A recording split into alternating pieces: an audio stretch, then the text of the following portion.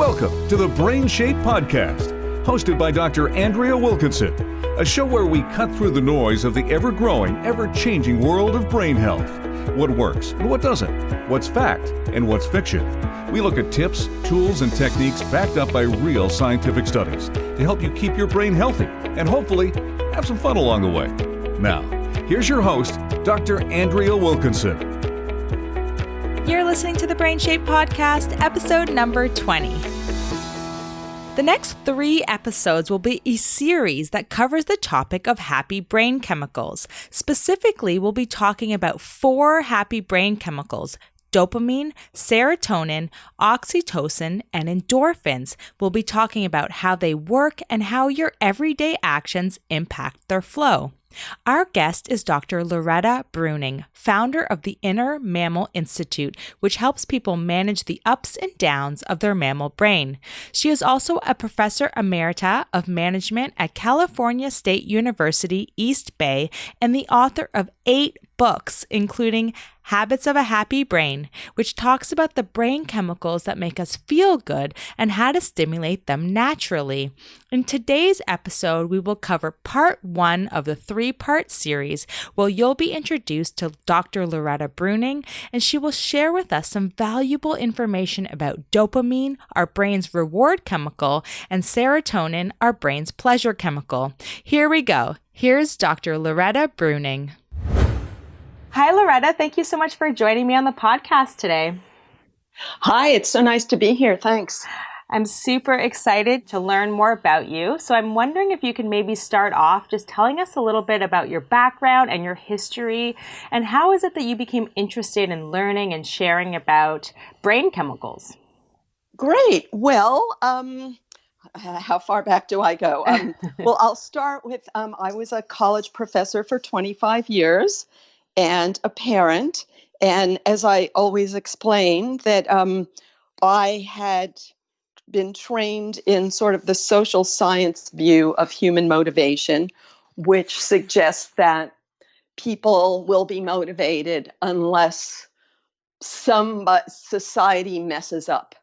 But I noticed that my students were not very motivated and my kids were not very motivated. And all of the science professors, not all, a lot of social science professors, let's say, had the same problem, that their kids were not very motivated and their students were not very motivated.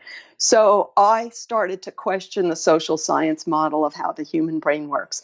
And I started doing my own research, by which I mean looking at research done by others from different time periods and different disciplines, and I connected the dots. And my big awakening was when I read a little bit about how dopamine works in animals. And then I read a little bit about how serotonin works in animals and how oxytocin works in animals. And then I looked for more and more. And what I found was patterns that were like, wow, this is exactly how daily life operates. And it's so easy to see that we've inherited these chemicals and we're always struggling to manage them and to enjoy them.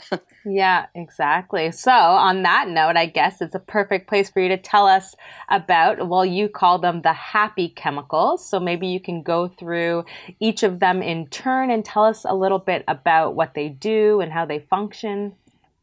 Sure. And also I might say, when you asked about how did I get started, blah, blah, blah, how did I get interested, I should maybe add that I grew up in a rather unhappy family, I would say. Mm-hmm. But it was not that there was like an obvious reason.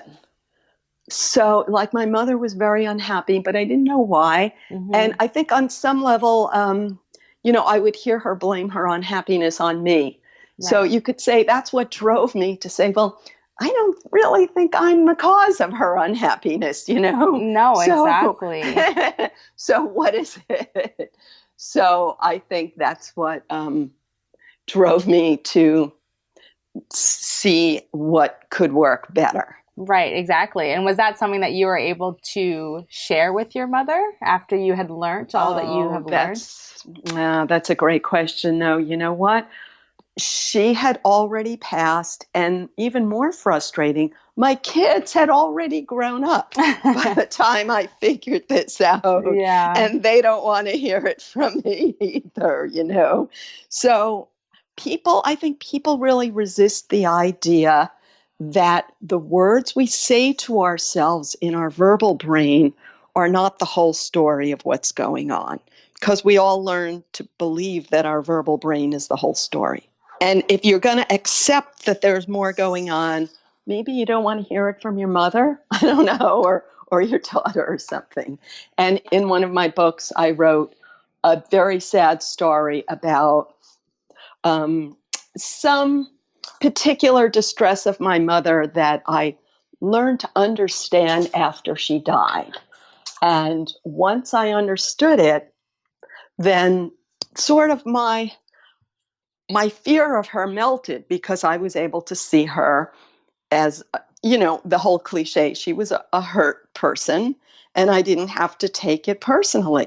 Needless to say, when you're a child and your parent screams at you, you take it personally. Yeah, exactly. Because you don't know anything different, right? Yeah. But I did learn to not take it personally, but it was too late to sort of forgive her in person, Right, exactly. But it was an excellent understanding to come to. And because you are a writer and you have a podcast, which we'll talk about a little bit later, and you're on the BrainShape podcast now talking to us, it's information that you can share with the masses and hopefully educate us so that we can maybe understand the context of individuals and personal relationships in a different way.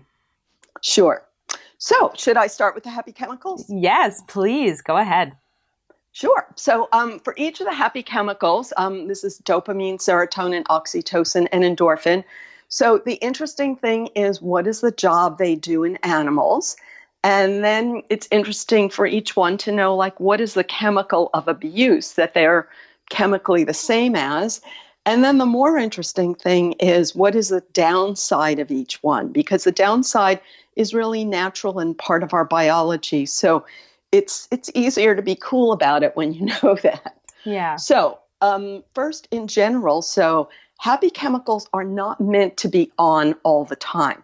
So people get that impression from the current disease model, which historically just evolved by accident. I could explain that. So the bottom line is that we're not meant to just release these chemicals like, what's your cholesterol level, what's your blood pressure, what's your dopamine level. No, that's not how they work.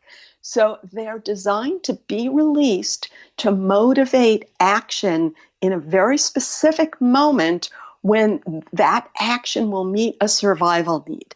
So our brain evolved to promote survival, and the source of this perspective is evolutionary biology and evolutionary psychology. Now, those fields grew in the late 20th century, and then in our century, they were sort of hijacked in a way that gives them a political agenda, so that animals are always represented as being altruistic and cooperative. But for all of the millennia before that, people lived alongside animals and saw that animals are not cooperative. They're very competitive, and they kill each other. And so when you understand how hard your animal brain is working to sort of feel safe about your survival, but at the same time restrain antisocial impulses. So that's the bottom line. So dopamine is the chemical that you release when you expect to meet a need. So expecting to meet a need in the modern world, it could be the doorbell of a pizza delivery, or the finish line in a marathon is the popular example. And these do not meet real survival needs, but in the modern world, our survival needs are met so easily that we construct sort of exciting situations to enjoy the dopamine. But in the world of our ancestors, they didn't have a refrigerator, they didn't have a pantry, so they had to constantly look for food in order to avoid starving to death. And dopamine is that feeling of oh, there's something I can get. That will meet my needs. That's going to feel good. I can get it. Mm-hmm. And so you could see how if there's like a job posting or an attractive person who walks into a party. So these are all those that will meet my need feeling, I can get it feeling that we love in daily life, that doesn't just come. It comes for a specific purpose, and we can learn to manage it. And we could just be grateful that our bellies are full. We're not chopping wood to avoid starving in the winter. And that's why, our core needs are met so easily that we obsess over little minutia of things that stimulate dopamine. Now, the important thing is, how do you know what to get excited about? And the answer is that anything that stimulated your dopamine when you were young built a neural pathway. So the neurons connected whatever was active at that moment when you were excited, when you were young. And that built a neural pathway that turns on the excitement more easily in the future. So that's how you get excited today, with the pathways you built when you were young. And the fascinating example about this is every single famous person, if you read their biography, you say, oh my God, when they were a kid, they were basically doing the same thing that they were noted for, 4 decades later. It's amazing. Interesting. Do you have an example of that? Yeah, there's so many. So from one end to another. So I was just listening to an interview with Michael Dell, who invented Dell computers. Mm-hmm. So he was doing that when he was a kid. First, he started small businesses, and then by 18, he started a small computer business. But when he was like a teen, much earlier than that, he would just hang out at the Radio Shack store, which was like some of the first computers ever. And same for Bill Gates. So, he would just ride his bicycle past the Radio Shack store, and he would go in, he said, and he would hang out there till they kicked him out. So other famous people hung out at the library. But before our times, child labor was the norm. And many people in the past, they worked as children. So Thomas Edison worked as a child. Captain Cook, who discovered Hawaii and Australia, he was sent to sea to work on a ship at 11. Thomas Edison was sent to work on a train as a delivery boy, as a page on a train when he was 11. Andrew Carnegie, Charles Dickens. So all these people worked when they were kids. Now, when we were young, what did we spend our time on? And a lot of it is shaped by our environment and what opportunities happen to be there. And then we start developing our own tastes and preferences. A lot of it is shaped by rewards, and rewards is dopamine. And what is a reward? It could be praise, it could be attention, it could be the good feeling of accomplishing something. It could be money, and it could be like food, like if somebody, let's say, just if you have a very food oriented, that's the core reward to our brain. Yeah, of course. And it does make a lot of sense because it's, as you were mentioning, our whole brain has evolved over hundreds of thousands of years. And so we're talking often about sort of the origins of these brain chemicals. And they date back to, when we were trying to survive, and our whole daily activities and actions were all focused on survival and procreation. So reward, which is, sort of tied to this whole dopamine chemical, our reward back when we were, trying to just survive, it was primarily seeking and obtaining food. So it makes sense that would be one of your core examples. And I should explain what procreation means. So in the state of nature, it's not just making babies, but it's keeping the babies alive because such a large percentage of babies die in the state of nature. So what does it take to keep babies alive? Well, first, the mother has to get a lot of food in order to produce rich milk. Mm-hmm. Second, protection. So how do you protect the babies from predators? And that's what comes from social alliance. And to a certain degree, it also comes from social status. And it's hard for people to believe that animals are very status oriented. And that's what the first book in this series, it's called Inner Mammal, and it explains that. And that has to do with the chemical serotonin. So should I go on and explain that? Yes, please. Sure. So dopamine is chemically the same as, dopamine is like cocaine.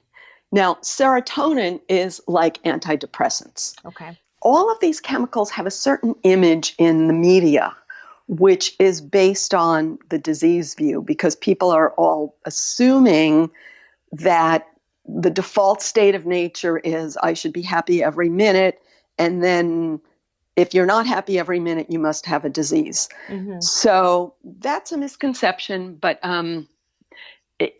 serotonin in the animal world is when one animal asserts itself and prevails. Serotonin is released, and that says, you're safe, you're in the position of strength, you should go ahead and assert yourself.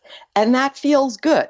So a simple example is, if you have two monkeys, a stronger monkey and a weaker monkey, if the weaker monkey grabs for the banana, the stronger monkey will bite it. So once that weaker monkey gets bitten, any pain builds a neural pathway, a cortisol pathway that says, whoa, don't do that again. So animals are constantly comparing themselves to others and restraining their urges when they're near a stronger individual. But when you see that you're the stronger individual, serotonin is released, and it's not aggression. It's like saying, now I can do whatever I feel like. And that's the feeling you want once your belly is full and your other immediate needs are met. Mm-hmm. So it's very hard for people to believe this because this whole obsession people have with comparing themselves to others, seeing that others have a strength that they don't have, and feeling like it threatens your survival. We're creating this feeling ourselves all the time. We're torturing ourselves with it unnecessarily. And then we're told that it's the fault of the system and the fault of society, but it's really the fault of our mammal brain. And when you understand that you're creating this thought loop yourself, then you can manage it. But it's not realistic to just think that you should feel like that you're the king of the world every minute. And yet your brain seeks that. So then you have to restrain it, because if you act like the king of the world every minute, you're going to get yourself into trouble and you're going to be a jerk, and nobody's going to want to interact with you, which deprives you of the next chemical, which is oxytocin. So we all have these difficult trade-offs to make. Right, right. And it is interesting if you think about sort of the neuroscience behind brain chemicals, is that, you know, you mentioned that dopamine is linked to the drug cocaine. And so our brain knows, you know, you release some dopamine when you're like obtaining a reward or achieved something, and it's linked to joy and excitement, but it only wants you to release so much of it. So if you're taking a drug that's artificially spikes dopamine, your brain starts going, whoa, whoa, whoa, this is too much dopamine. We need to shut some of this down. And it starts shutting down your ability to receive dopamine because it's too much. Exactly, exactly. And that's why once you artificially stimulate yourself in any way, then you have such a huge letdown. Yeah. Yes, exactly.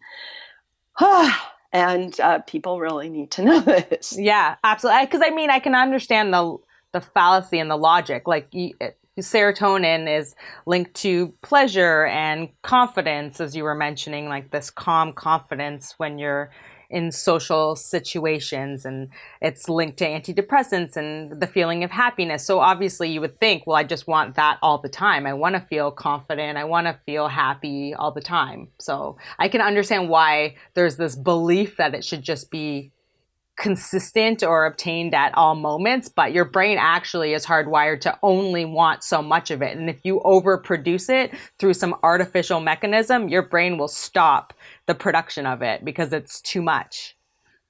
Yes. And also we habituate. So habituation is the idea that your brain ignores the rewards you already have. So if you were thirsty in the desert and you saw the slightest hint of an oasis in the distance, you'd get very excited. But if you have unlimited running water in the modern world, it doesn't excite you one bit. Right. So we focus on the unmet need, and any needs we've already met, they don't make us happy. And that's why people can be unhappy and even quite bitter in the modern world, where things are like so unbelievably better than their ancestors had it in the past, and people don't realize that. Right. I should just mention with serotonin, like dopamine, how do you know when you're in the one-up position to release it and when you're not? So the simple answer is whatever triggered your serotonin in your past built a pathway that gives it to you today. So let's say one person had athletic ability and another person won a video game and another person baked a fabulous batch of cookies. So whatever you do that gets people around you to take notice and say, wow, you got it going on, that builds a pathway that says, oh, this is what I need to do to feel good. But then your brain habituates. So like whether you score a goal or cook a fabulous dinner, whatever acknowledgement you get from that, then you take that for granted. Then you want more acknowledgement. Right. So how do you get that? Well, you think you got to do more of that same thing because that's the only way you know how to get it. So this is sort of how we end up sort of chasing our tails. Right. But you mentioned that it has to be sort of like a new and improved sort of scenario. Yeah. So the famous example is a person who says, oh, if I could only get in a Hollywood movie, I would be happy forever. So they go to Hollywood and they struggle, and then they get in a big movie. And then are they happy forever? No, not at all, because now they're comparing themselves to other big shots. And now they're worried about losing the status they have. So they have to be in another movie. Mm-hmm. Then once they're in another movie, they're not happy. They want to win an Academy Award. Then once they win an Academy Award, then they're worried like, well, maybe they're aging, so they're not hot anymore. Mm-hmm. So the bottom line is that your brain is constantly comparing you to others and evaluating you, and you are creating the evaluations. And you may say, society is judging me, but it's not. It's you are doing the judging. And what's natural is you are focusing on the strengths of others and your own weaknesses, because in the animal world, your weaknesses can get you killed. So you're always focusing on somebody is better than you at X, and what if you shifted and said, well, I'm better than them at Y? Well, that would be considered like socially rude, like you're not supposed to put yourself above others. So that's the challenge we have. To learn more about the work that Dr. Loretta Breuning is doing on happy brain chemicals, you can visit her website at innermammalinstitute.org. I'll put the link in the show notes. And don't forget to tune in next week where we'll be sharing part 2 of this series with Dr. Breuning. If you've missed any of this, you can dive into the show notes for this episode and all past episodes at www.brainshape.ca/podcast. To access the show notes from today's episode specifically, just type episode 20 in the search bar and today's episode will pop right up. Thank you so much for tuning in. I hope that this episode taught you about two very important brain chemicals, dopamine, our brain's reward chemical, and serotonin, our brain's pleasure chemical, and how the flow of these chemicals are impacted in our everyday lives. Don't forget to subscribe to the podcast so that you'll be notified every time we publish a new episode. And since we're a weekly show, I'll see you back here next week. We'll be sharing part 2 of this series with Dr. Breuning and talking about oxytocin, our brain's love chemical, endorphins, our brain's pain-masking chemical, and Dr. Breuning will also share with us some insights on how we can go about building new neural pathways. In the meantime, you can follow me on social media at BrainShapeTO, and be sure to let me know if there are any specific topics that you want me to cover on the podcast. Until next time, keep your brain in shape. And as always, it's been such a pleasure hanging out with you.